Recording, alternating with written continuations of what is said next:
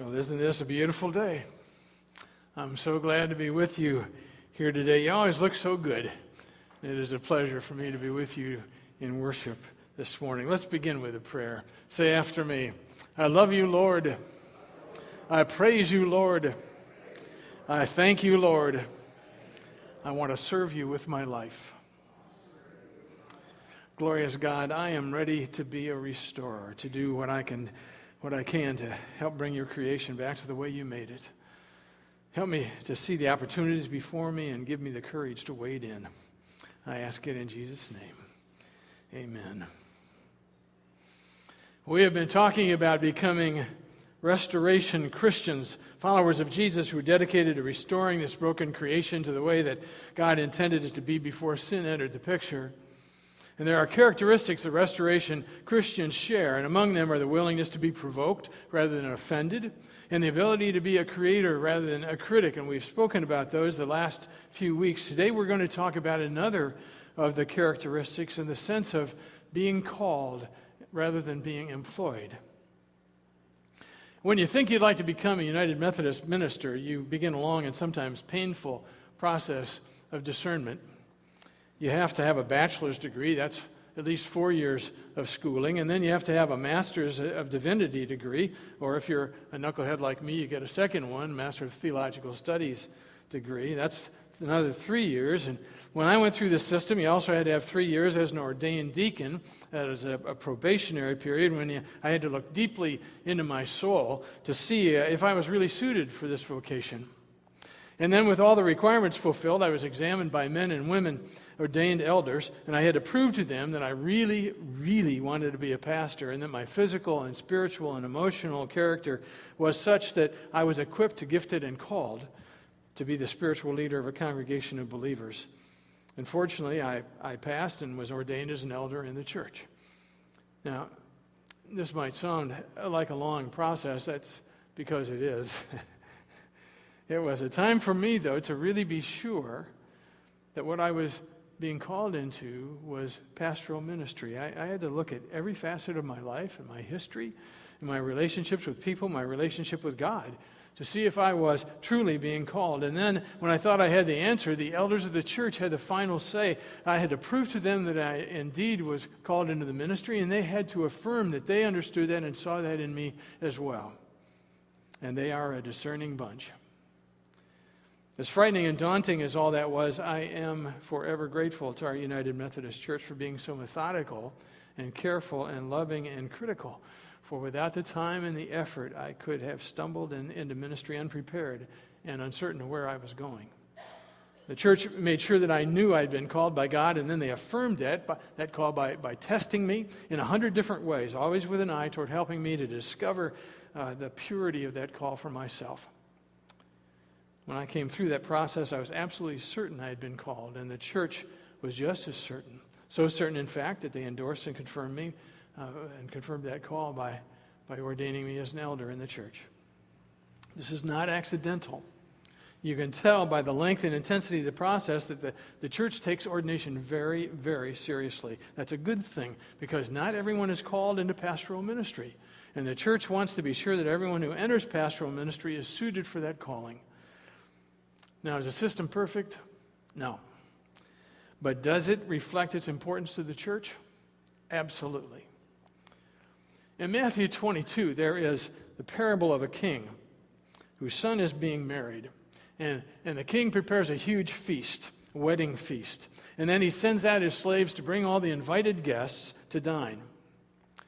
But the guests all have something else to do. Something that they feel is more important, and they won't come to the feast. They refuse. They all had excuses why they wouldn't show up for the banquet, and the king was enraged.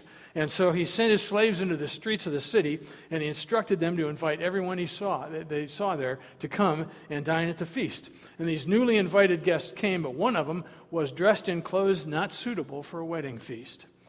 And the king said to his slaves, "Bind him hand and foot, throw him into the outer darkness, where there will be weeping and gnashing of teeth, for many are invited, but few are chosen." An interesting parable. The point, I think, that Jesus is making in this parable is that those who find themselves unexpectedly included may not presume on the grace of the king. but should be aware that there are dire consequences to accepting the invitation and then doing nothing but just showing up. When we become Christians, we undergo a personal change. Paul says it's like we put on new clothes. We are changed. We put on new robes. We are called. We are all invited. But if we show up without the necessary change in heart and in spirit, then we risk the worst of punishments. We're behaving falsely, and God knows our heart. The church wanted to make sure that I answered God's call dressed in wedding robes, ready for the feast. They wanted to make sure that I came prepared to do the job, equipped to do what they knew would be asked of me, and actually go ahead and perform it then. Serving God is not a job. It's a calling. It's a vocation. In fact, the word vocation is derived from the Latin root meaning call or voice. And I'm not employed. I am called, both by God and by the church. And here's the interesting part. You are called too. We are all called. We're not called all into pastoral ministry. We are called into various places of our lives, but we are all called. The question is whether we'll acknowledge that call and come with energy and preparation, ready to serve, dressed in wedding robes. Or are we just going to show up and expect to get a free meal? So we educate, train, and hire professional ministers these days, and we place a higher spiritual value on some jobs like person-to-person evangelism and work in food kitchens. And other jobs are off limits to Orthodox Christians like entertainment and academia and science. What has happened is that you and I have developed an overdependence on formal ministry organizations like church, like Cherry Street Mission, like Food for Thought Food Pantry. And so we begin to see our day-to-day jobs as separate from real ministry. And this is too bad because we spend most of our waking hours in the workplace. Work provides the only real contact that many of us have with outsiders. For some of us, it becomes a platform to evangelize by hosting Bible studies over lunch or awkwardly inserting a prayer into places where it doesn't seem to fit. For other conventional Christians, work has little connection to their faith. Work is just a place where they can earn some extra income, which we then give to the church for more obvious ministries and mission programs. And when you look at some professions like college professorships or media people or filmmaking, evangelical Christians are practically absent. We just don't have a presence there. But here's the cool part. Restoration Christians are reconsidering their vocations.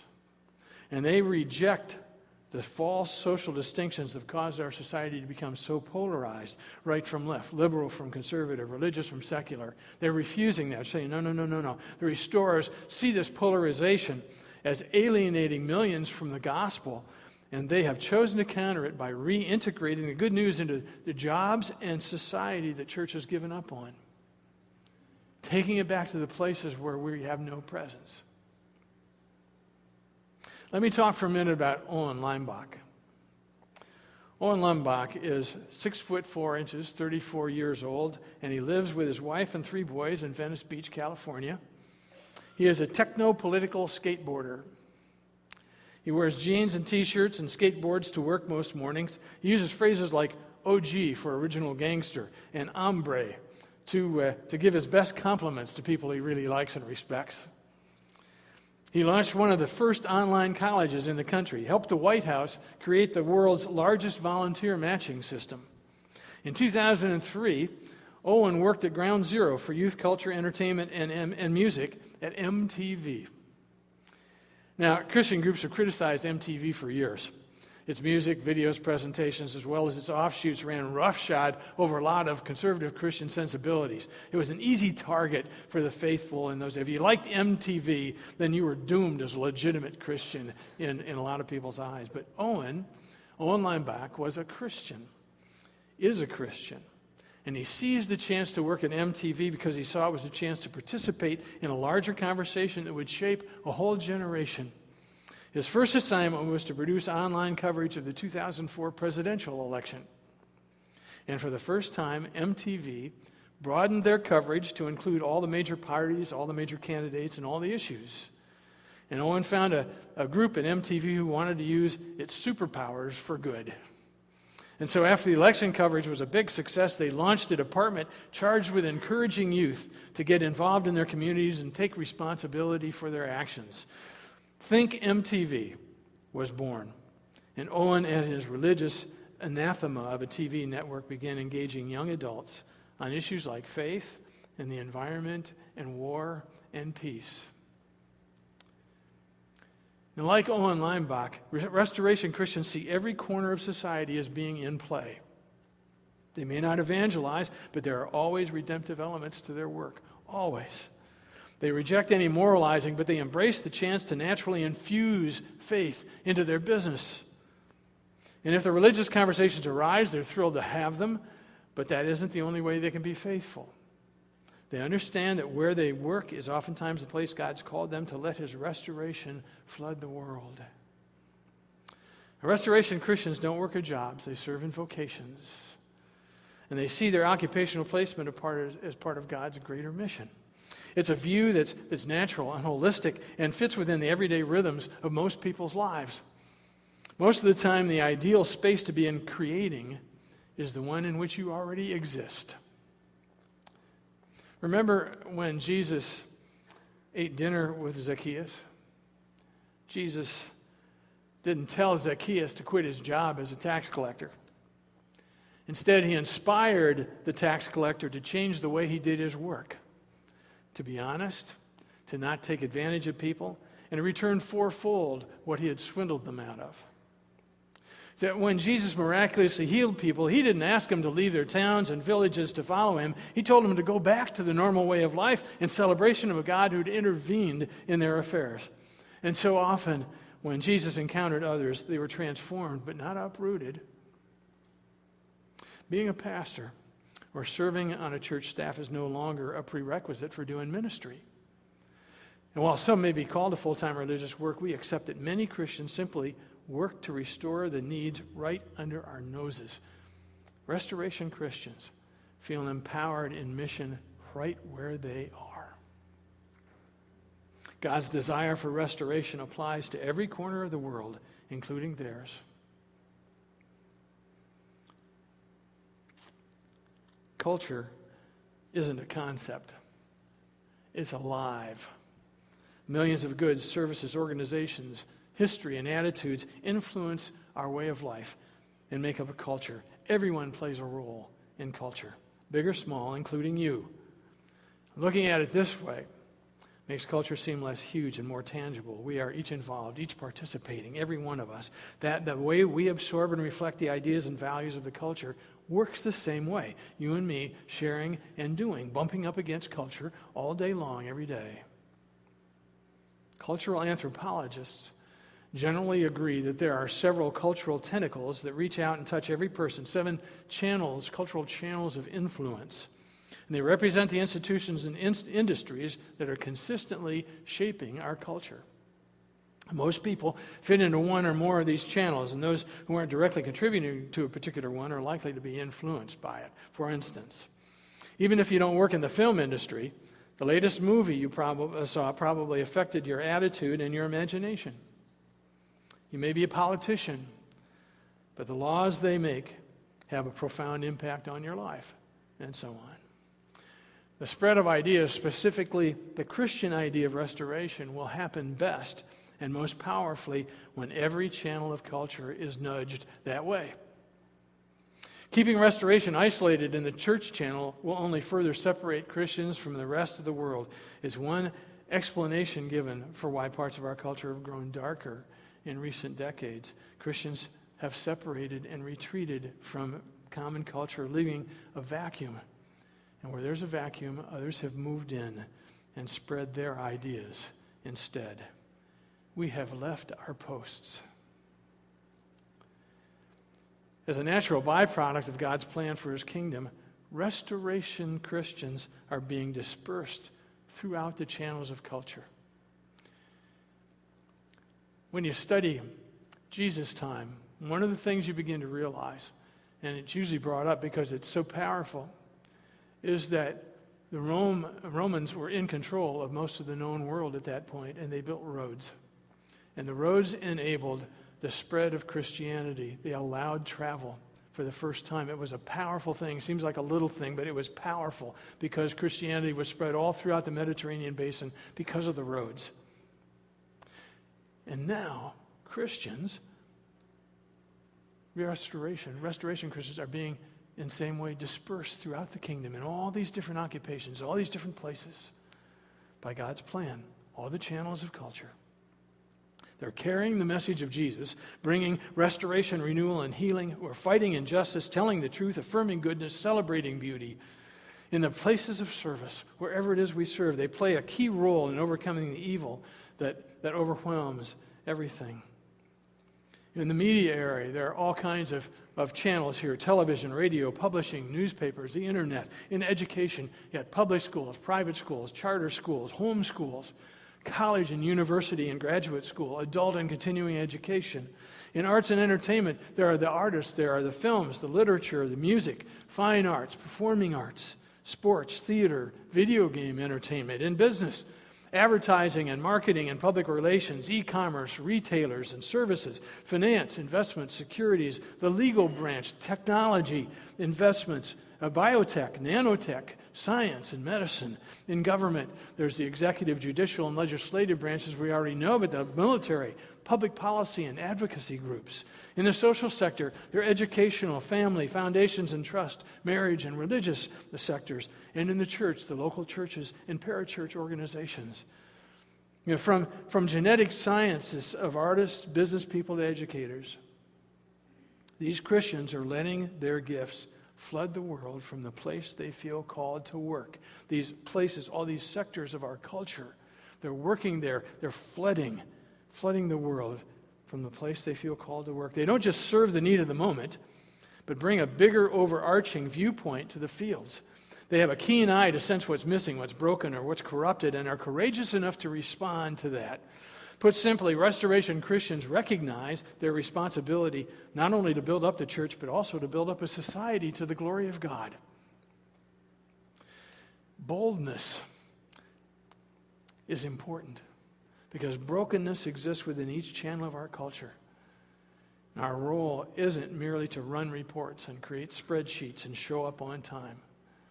We are called to find things that are broken and affect them in some positive way.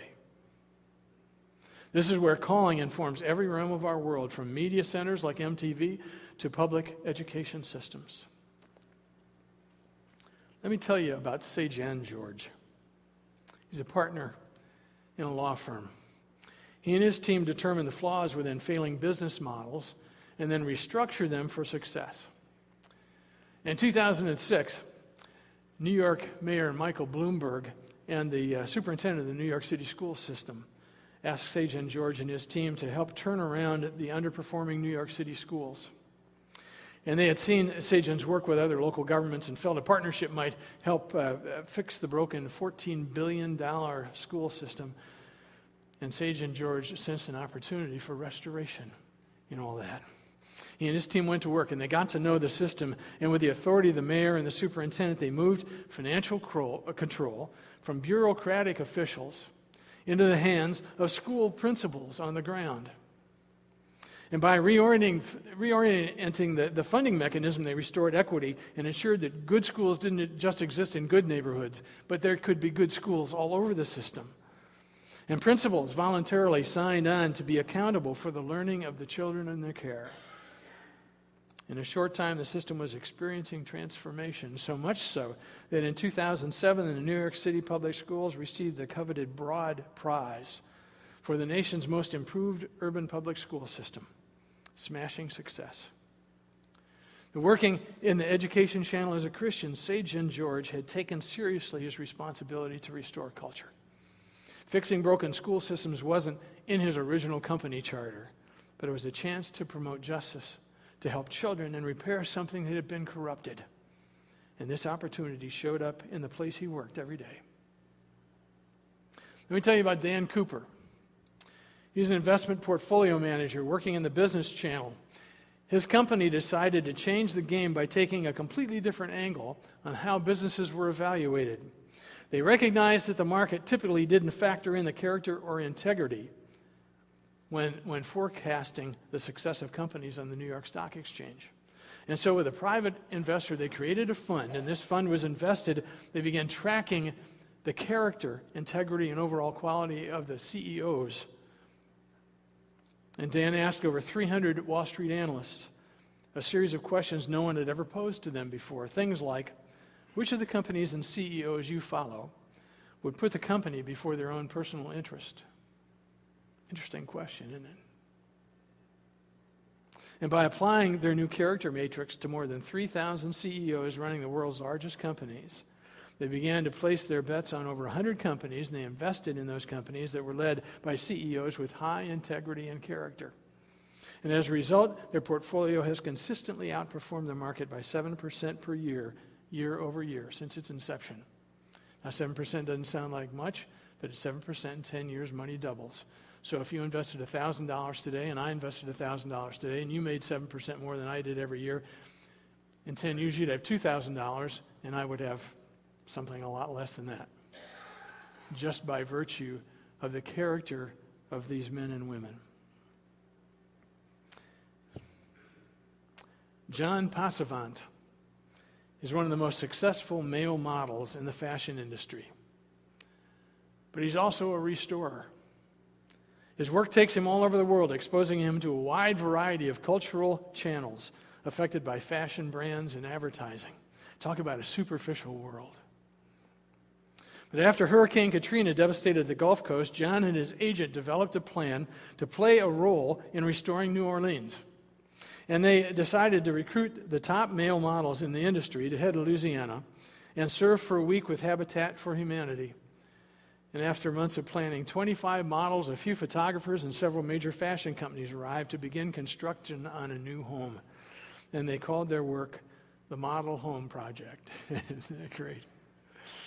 I've given you websites for each of these things. You should take a look at this one especially. It shows what these guys did.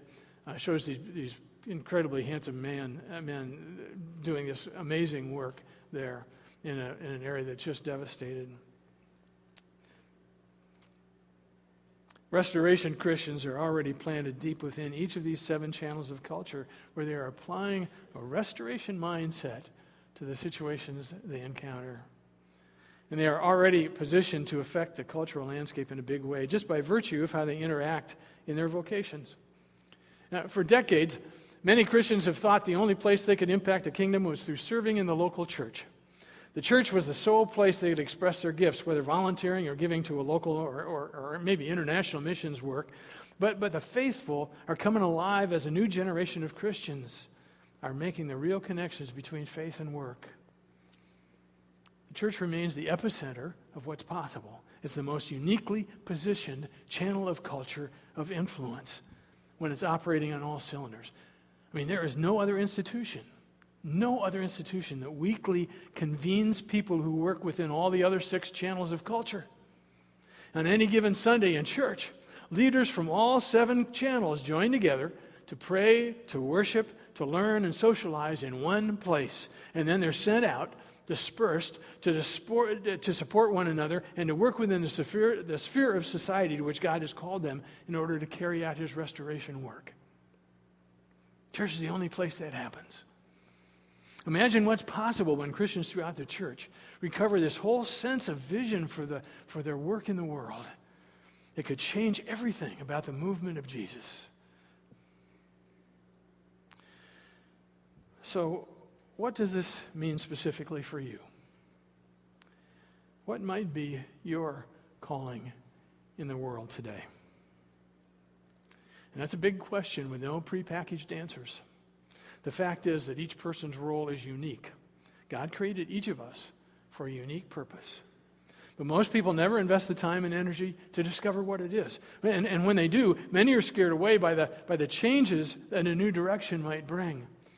But sometimes the issue isn't lack of courage. Sometimes the issue is lack of clarity.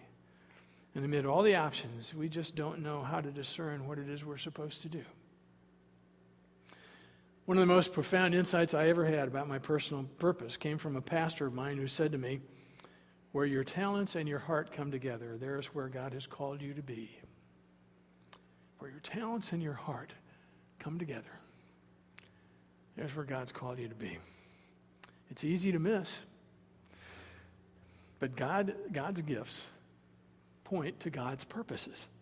And when we allow those talents to intersect with the burdens God's placed on our hearts, then inside there, that place is where we encounter our calling.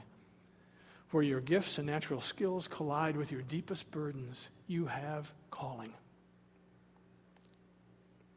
And way too often, people who engage in the process of searching for this intersection quit too early. We give up. We think that we really want to know our gifts and talents and calling, but when it comes to the bold and challenging conclusions that they bring up in our lives, we freeze. Sometimes it's fear of failure, or sometimes it's concern for how much money will we make, will we be able to generate a living, or sometimes it's consideration of what others might think about us that keep us from going all the way. Restoration Christians are desperately searching for their calling, and it not only serves them well, but also serves those whom God wants to reach and serve through them. Let me tell you about Scott Harrison. Scott was a mess by the time he was 28. He had discovered the good life before he even graduated from high school. His music drew him into playing in clubs, and the clubs drew him into drugs and alcohol and sex and the whole scene. He left his band and started a club in New York City. It was a huge success, and he had it all: sex, drugs, and rock and roll. He could jet to Paris for dinner and fly back home for breakfast, all well lubricated with drinks and women. It was all he had hoped for. Until one drunken and drugged day in Mexico. He was feeling completely empty, and he began to wonder if this was all that life was about. And he picked up a book he'd been given by A.W. Tozer called Pursuit of God. And he started to feel his heart being restored. And the question kept coming up as he sensed God had something more meaningful for him to do with his talents, but he didn't know what. But he came back from Mexico a changed man, and he decided to become more exposed to the needs of the world. He followed his heart, not knowing where it would lead. For 2 years, he spent time on mercy ships in West Africa, serving as a photojournalist, documenting children with monstrous tumors and cleft lips and some of the most extreme physical needs that could be found in the world. And that experience utterly changed him. His calling was being birthed. Scott combined his heart for the poor in developing countries with his talent as a photographer, as an event planner, an entrepreneurial leader, to launch a nonprofit organization. His vision was to create a charity that gave away 100% of its money and then used technology to demonstrate where it went. He simply called it Charity Water. His primary objective was to provide clean water for the poor. More than 1 billion people on earth have no access to clean water. And simply by focusing on providing clean water to poor, undeserved countries and communities, Scott's organization could positively affect everything from education and economics to health and fighting disease. Scott was provoked by a problem, and he created a cultural good to solve it. He designed water bottles that sold for $20 each in department stores to fund clean water projects around the world. And today, over 6,000 projects have been funded. 2.5 million people in 19 countries will have access to clean, drinkable water. When you decide to do a fundraiser for Charity Water, something other than just buying a couple of bottles at the department store, when you choose to do a fundraiser as an organization, the money you collect goes to the field where local experts determine the best kind of water acquisition processes that ought to be used.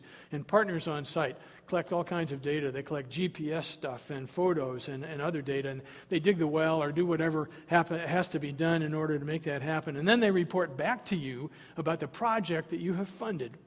And here's the coolest part. You get a project detail report which tells you all about the community that you've helped, along with the GPS location so you can see it on your Google World maps, and they publish photos there so you can see the people and what actually has happened, and it's published on your special My Projects page. It's a public page, and so you can share it with your friends.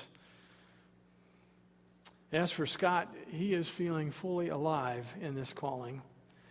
He uses the talents and heart God has given him, and even the contacts and experiences from his past days of nightclub promotion.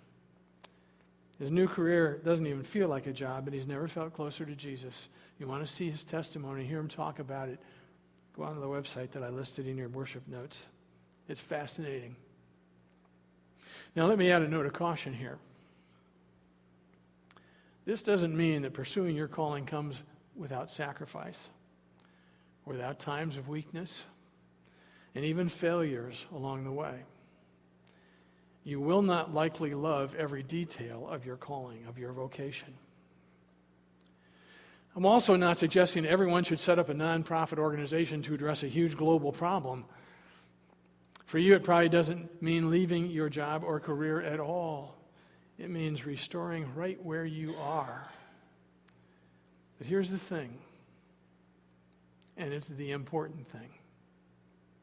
Until you are committed, there will be hesitation, the chance to draw back, and ineffectiveness. But the moment you have determined that you are all in, definitely committed, that moment, God moves too. But not until then. It's only when you are all in that God moves. But once that commitment is made, all sorts of things begin to occur to help you in ways that you never would have expected, that never would have occurred otherwise. A whole stream of events stem from the decision. All sorts of unforeseen incidents, meetings, and assistance you could never dream up will come your way. And whatever you do, whatever you can dream, begin it. Because boldness has genius and power and magic in it. Start today. Start now. Maybe you already know what God's calling you to do. Maybe you've sensed how you can partner with God to be a restoration Christian, right where God has positioned you. So what could possibly be holding you up? Get up. Get going. Start right now. Paul says it. Therefore, I, a prisoner for serving the Lord, beg you to lead a life worthy of your calling, for you have been called by God.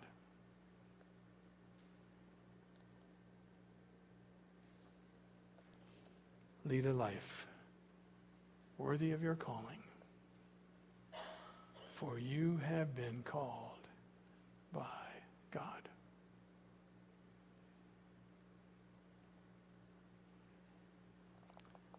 Pray with me.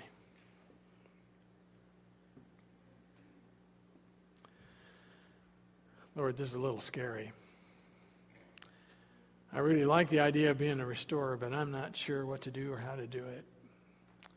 I'm fearful about what you might ask me to do. So, Lord, give me the confidence to trust you won't ask me to do anything I'm not equipped to do. And you'll supply me with the strength and vision and foresight to see it through. And that you'll lead me every step of the way. Don't make the cost seem too high, Lord, so that I'm scared away. But make the reward seem so sweet. I can't resist being fully committed to you and your purposes on earth. I pray in your holy and precious name, sweet Jesus.